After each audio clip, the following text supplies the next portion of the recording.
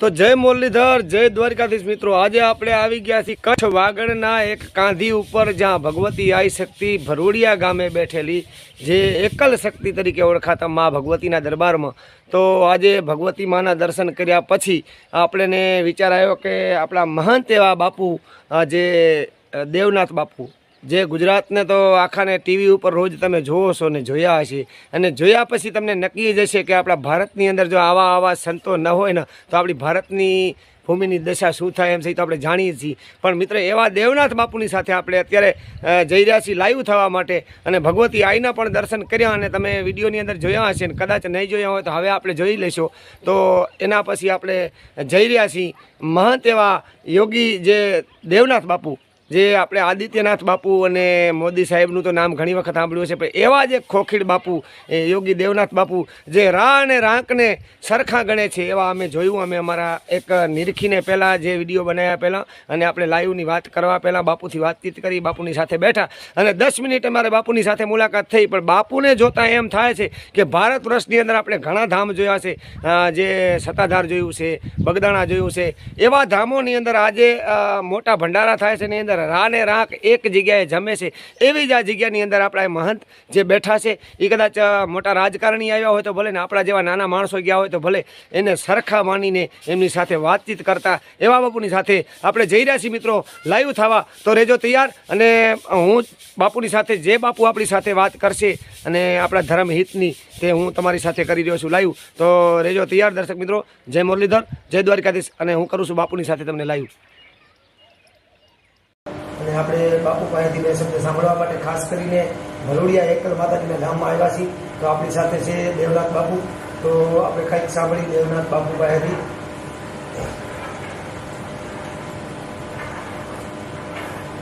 જય શ્રી રામ, જય માતાજી। ધાર્મિક ચેનલ છે આ છોકરાઓનું, એટલે એમાં ધાર્મિક જ વાત તો બોલવાની હોય છે।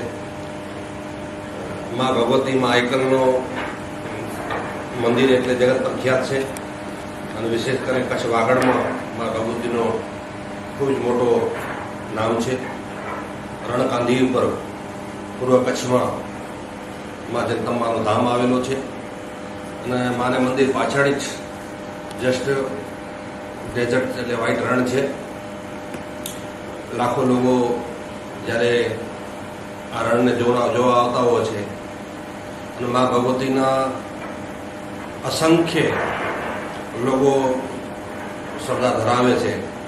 પછી વાગડ હોય કે કચ્છ હોય કે ગુજરાત હોય કે મુંબઈ, મહારાષ્ટ્ર, દૂર દૂરથી માતાજીને હંમેશા દર્શન કરવા માટે શ્રદ્ધાળુઓ આવતા હોય છે। આપ બધાને પણ વિશેષ હું આમંત્રણ પાઠવું છું।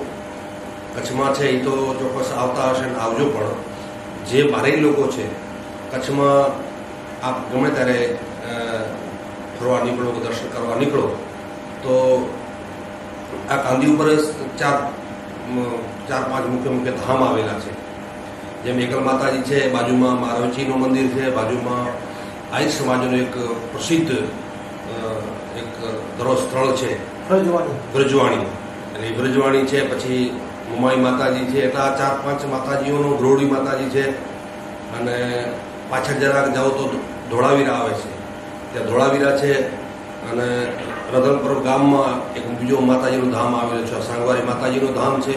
એટલે વાગડ વિસ્તારમાં ગમે ત્યારે તમારે આવવાનું થાય તો આ 5-7 મોટા મોટા માતાજીઓનું બહુ મોટા ધામ છે। અને આ બાજુમાં કંથકોટ કટ કિલ્લો, જ્યાં કંથરનાથજી તપસ્થલી છે, અને બહુ પુરાતન કિલ્લો છે, અને એમાં કંથરનાથજીનો બહુ મોટો તપ કરેલોની તપસ્થલી છે એ છે। બાજુમાં જાઓ તો પેલી બાજુ દાદા મેકરણનો એક જંગી અખાડો છે। એવી રીતે કચ્છ વાગડની અંદર ખૂબ મોટા મોટા તીર્થો સ્થળો છે।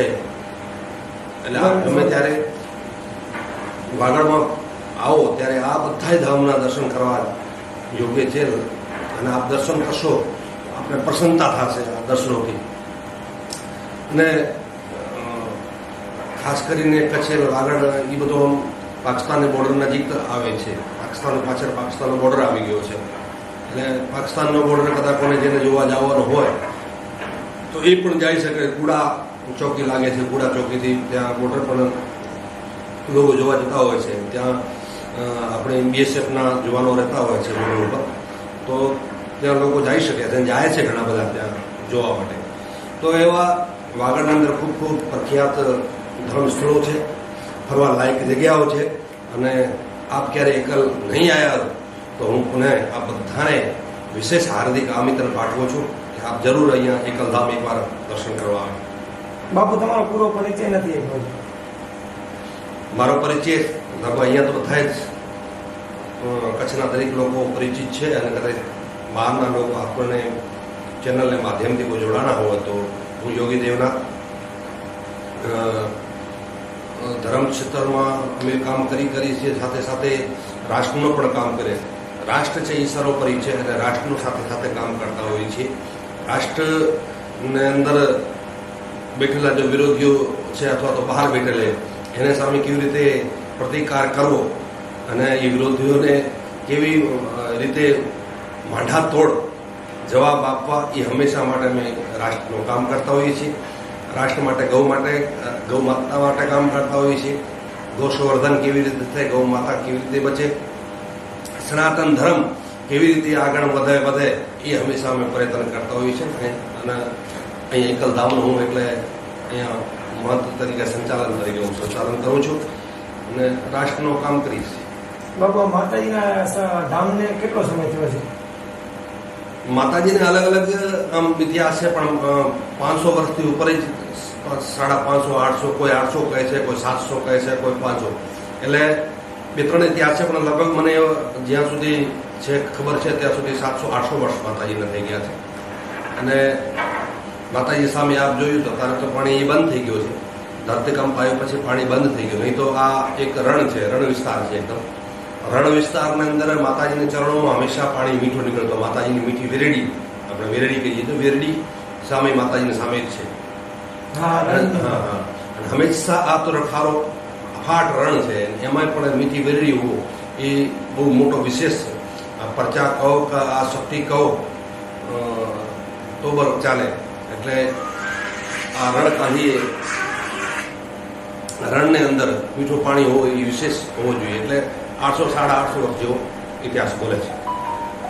બરાબર, ખૂબ સરસ. મિત્રો, આપણે બાપુ સાથે વાત થઈ અને તમને પણ મજા આવી છે. અને આજે આપણે આવ્યા છીએ